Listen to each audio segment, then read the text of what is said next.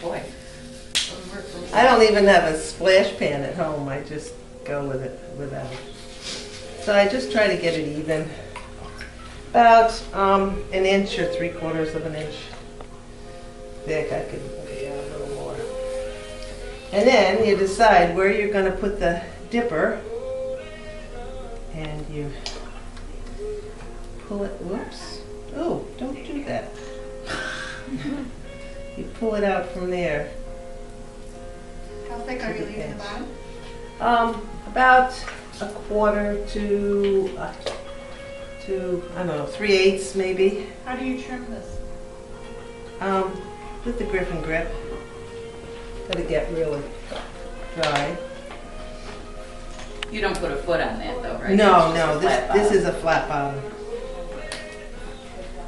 I started doing a lot of flat bottoms because at College of DuPage the shelves were so nasty that if I made a foot and it got stuck on somebody else's glaze that was left on the shelf, it would break the foot out. Now that wasn't any good, but if I had a little bit of glaze on the flat bottom dish, I could grind it off. And it, so being cheap, I could still sell it.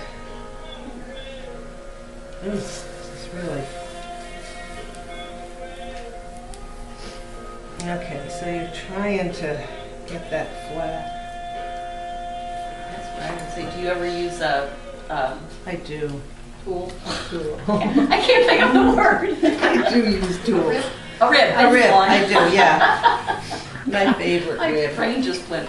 You know, I could picture it. I knew And it, but I it's funny, because with a rib you can put on so much more pressure than you can with your fingers. This is my favorite kind of rib, which is the, you know, half round like.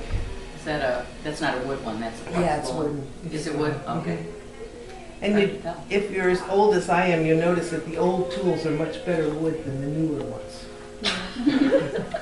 I'm as old as you, but I haven't been doing it as long as you. I've been doing it a long time. Anyway. You don't even use sponge when you throw. You don't use a sponge. I do. Oops, I got a sponge over there. I keep getting kinks in my fingers. I have a sponge here. Yeah, I do. I do. But I'm just kind of trying to flatten this out now. And the best thing is to gauge it with your pin tool. Put it in and decide if you, it's about 1/4 of an inch, if you can cut it off with your wire. Otherwise you can take that and try to put it back on there. Which doesn't always work. And sometimes I'll just kind of fudge it a little bit and move it. You have that on a bat? Yes. You have to throw it on a bat. You can't get it off.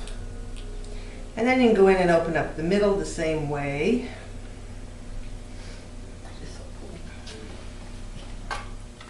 And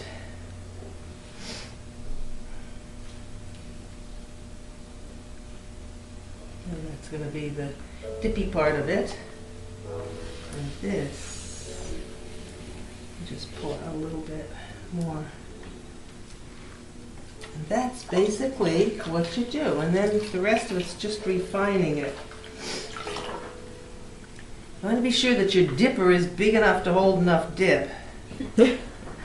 Because it's small.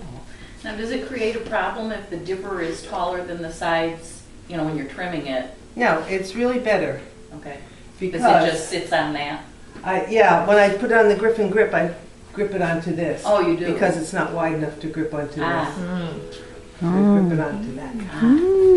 So that's the secret of trimming it. Oh, now we know. Now you know now you know all my short secrets. feet and cool. So I just kind of pull up the side a little bit. You know, you can kind of decide whether it's for veggies or shrimp. If it's for shrimp, you want it a little smaller. If it's for veggies, big. Have you ever put dividers in it? No, and I've thought of that, but I have not. 'Cause I was thinking that would be kind of a, you know, put 2 or 3, or put 2 dividers or 3 dividers. Yeah. You have 2 different kinds of chips, or use it for Right. veggies or whatever to be a little bit more separate. Maybe that could be our next contest. Chip and hips or I've always wanted to do like dishes for specific kinds of food.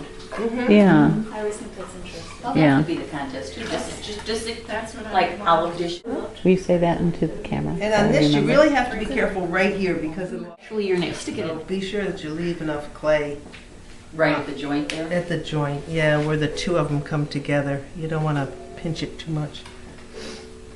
So then, let's see, this isn't quite even, so I'll take a little off the top. I do a lot of that taking off. Adjust, just adjust. My pieces start out real big and end up real short.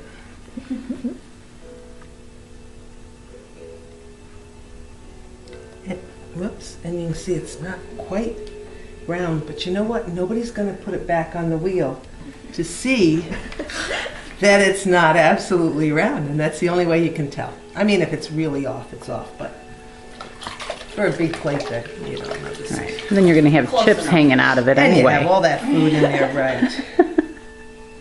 Now, That's right. and I like to make sure that the rims are I could see too. Like round, because they don't chip as easy. And here's my secret weapon. I'm going to show you all. Don't tell anybody what This is for the world to see, though, Marge. This is for the world. This is going up on YouTube. Great. All right, here it is. It's my thumbnail.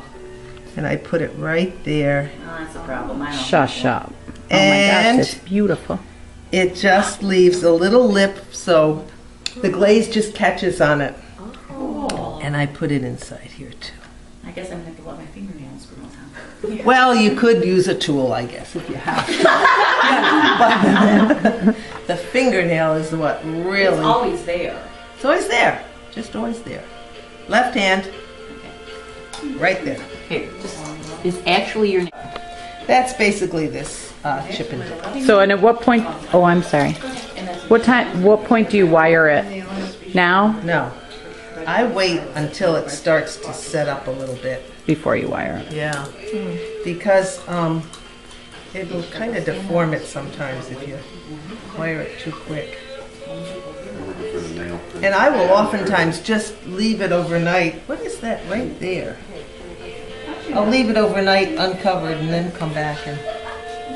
And then wire it. What were you going to ask, Marie? I was going to ask her if she would alter the edges. Make a Yeah, I have seen that, but I'm not an alterer. And I figure if I'm going to decorate it, and most of my things are decorated, that's just another distraction.